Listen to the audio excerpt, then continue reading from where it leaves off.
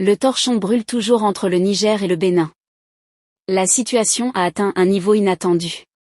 Chers abonnés, avant de vous donner le détail sur cette affaire, j'aimerais d'abord vous inviter à vous abonner et à cliquer sur la cloche de notification pour ne pas rater mes prochaines vidéos.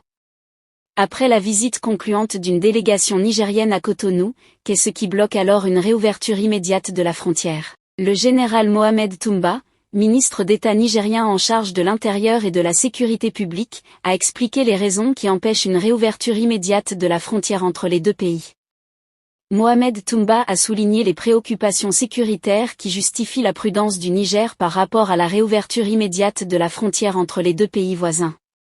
Dans un premier temps, nous avons évoqué le problème sécuritaire, parce que si nous nous engageons à ouvrir la frontière dans la foulée, ce qui est le souhait de tout le monde, ça va être contre-productif.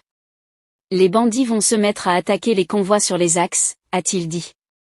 Le ministre d'État nigérien en charge de l'Intérieur et de la Sécurité publique a insisté sur la nécessité de mettre en place un plan bien coordonné pour faire face aux défis sécuritaires. Cela devrait être fait dans les plus brefs délais. Nous avons été entendus. Les autorités béninoises ont été ouvertes à toutes les propositions.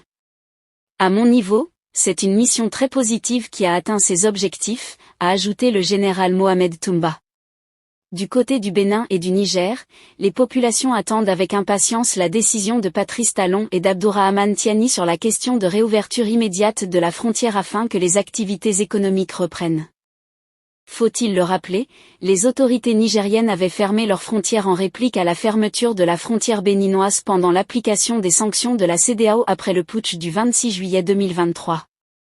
Est-ce que le général Tiani va-t-il ouvrir aussitôt la frontière Niger-Bénin, vu que les pays de l'Alliance du Sahel sont très vigilants en ce moment en ce qui concerne la sécurité? Qu'est-ce que vous en pensez par rapport à cette situation? Laissez votre avis en commentaire.